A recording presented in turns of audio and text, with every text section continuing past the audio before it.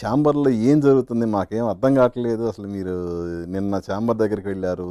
అక్కడ ఎందుకు వాయిదా వేశారని నిలదీశారు. అయినా కూడా రేపు సర్వసభ్య సమావేశం అనేది వాయిదా పడింది.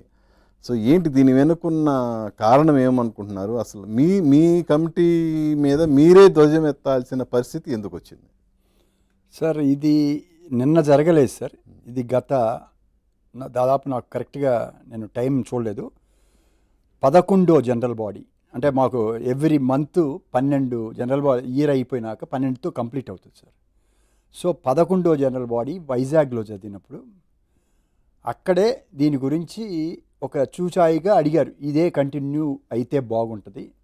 ఎందుకంటే ఇప్పుడు వచ్చిన భరత్ భూషణ్ గారు ఇద్దరి ముఖ్యమంత్రులకి కొంచెం దగ్గర సంబంధాలు ఉంటాయి, మనకు కావాల్సిన పనులన్నీ ఉంటాయి, మేము ఉంటే కంటిన్యూ అవుతుంది అనే ఒక చూచాయిగా ఒక డిస్కషన్ జరిగింది. ఓకే. జరిగినప్పుడు అది వైజాగ్లో జరిగింది. అది 11, 10 అనేది నాకు చిన్న డౌట్, అది చిన్న ఏదైనా ఉంటే కరెక్షన్.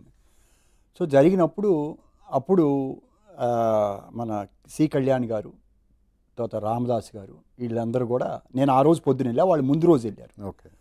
చెప్పాను ఇది కరెక్ట్ కాదు. ఇప్పుడు ఎవరైనా మీకు ఇప్పుడు మీరు బాగా తెలుసు అనుకోండి, మిమ్మల్ని ముందలు పెట్టి మేము వెళ్తాం. అలానే నేను క్లోజ్ అనుకోండి, నన్ను ముందు పెట్టి నడుపుతారు. అంతే తప్పితే మన సిస్టమ్స్ అనేది వెళ్ళటం కరెక్ట్ కాదు, ఆ ఆలోచన మానండి అని చెప్పాం. అక్కడ ఎవరు కూడా సమ్మతి పెట్టల, అయిపోయింది. నెక్స్ట్ మీటింగ్ హైదరాబాద్లో జరిగింది. హైదరాబాద్లో జరిగినప్పుడు అది 11వ మీటింగ్, అది 10వ మీటింగ్. ఓకే. హైదరాబాద్లో జరిగినప్పుడు ఆ టాపిక్లో జనరల్గా ఏ మీటింగ్ అయినా అసలు దీని గురించి డిస్కషన్ ఉండదు సార్. కరెక్ట్గా 11వ నెల దీంట్లోనే వస్తుంది. ఏంటంటే ఎప్పుడు ఎలక్షన్స్ కండక్షన్ అనేది ఆ అజెండాలో పాయింట్ ఉంటుంది. ఆ పాయింట్ పెట్టకపోతే అడిగాం, అది మాకు 10 రోజుల ముందలే వస్తుంది. వచ్చినప్పుడు అడిగాం, ఏంటి సార్ పాయింటే పెట్టలేదు, ఎలక్షన్స్ నోట్ చేయాలి కదా అని అన్నాం. అని అంటే పాయింట్ పెట్టకుండా ఇది చేస్తే అక్కడ అసలు గొడవ స్టార్ట్ అయింది అక్కడ సార్. కాదు, ఇలా ఒక మెంబరు అంబికా ప్రసాద్ అని ఏలూరు ఆయన ఒక మెయిల్ పంపించారని, అది లెటర్స్ ఆఫ్ కమ్యూనికేషన్ లేదు, సబ్జెక్ట్ ఫస్ట్ తీసుకోవటమే తీసుకున్నారు. నేను అన్నాను యాజ్ పర్ అజెండా పోవాలి అని చెప్పాను. ఒక మెయిల్ నైట్ పంపించారు, ఒక మెయిల్ని బేస్ చేసి అతను రాశాడు అందులో ఏమని అంటే, ఈ కమిటీ ఉంటే అన్ని సవ్యంగా జరుగుతున్నాయి కాబట్టి ఈ కమిటీనే కంటిన్యూ చేస్తే బాగుంటుంది అనేది కమ్యూనికేషన్ లెటర్స్ ద్వారా వచ్చిన ఫస్ట్ అఫీషియల్గా వచ్చిన మ్యాటర్. అక్కడదేమో అన్అఫీషియల్గా డిస్కషన్ అయింది, ఇక్కడ ఇది అయింది. అయినప్పుడు సరే మేమన్నాం ఆన్ సిస్టమ్ ప్రకారం వెళ్దాం అని డిస్కషన్లో పెట్టమన్నాం. సో దీని గురించి డిస్కషన్ వచ్చినప్పుడు మేము చెప్పాం, ఇది కరెక్ట్ కాదండి, అసలు ఎప్పుడున్నా సరే మనం ఆటోమేటిక్గా టైం ప్రకారం వెళ్ళిపోతుంది, సో దాని ప్రకారం వెళ్ళాలి అని మనం చేసాం. కాదండి ఇది అండి అని డిస్కషన్ పెట్టారు. ఇది డిస్ట్రిబ్యూటర్స్ నుంచి వచ్చింది, మీరు డిస్ట్రిబ్యూటర్గా పోటీ చేశారు. అండ్ దిల్ రాజు గారు ప్రీవియస్ ప్రొడ్యూసర్గా ఉన్నారు.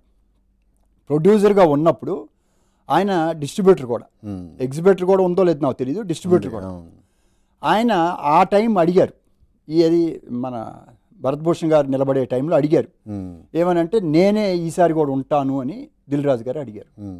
ఎందుకంటే నేను డిస్ట్రిబ్యూటర్ నుంచి కూడా రావచ్చు కదా అని.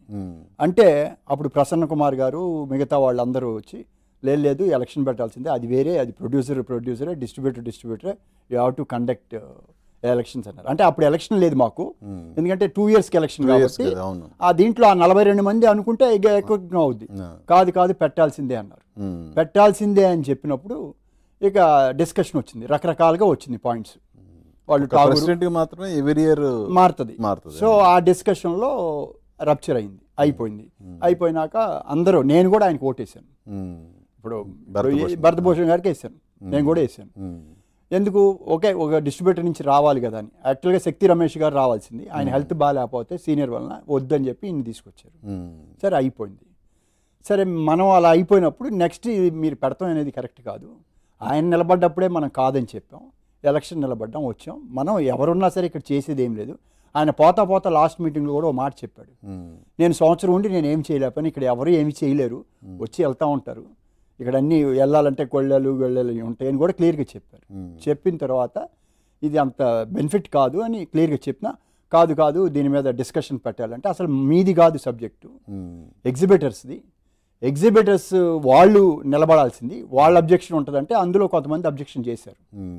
ఎవరు, మన విజయేందర్ రెడ్డి గారు, తర్వాత రాజ్ థియేటర్ హైదరాబాద్ దేవి థియేటర్ ఆయన, వాళ్ళంతా చేసినా కాదు కాదు బయటికి వెళ్ళి మాట్లాడుకుంటామని. అసలు బయటికి వెళ్ళి మేమందరం అబ్జెక్ట్ చేసాం.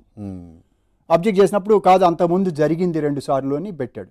ఎప్పుడు జరిగింది అని అడిగాను. ఎప్పుడు జరిగిందంటే కోవిడ్ వచ్చినప్పుడు జరగల, కోవిడ్ టైంలో జరగల ఒకటి. రెండోది నారంగ్ గారు చనిపోయినప్పుడు. సో ఆయన చనిపోయినప్పుడు దీని దగ్గర వచ్చింది.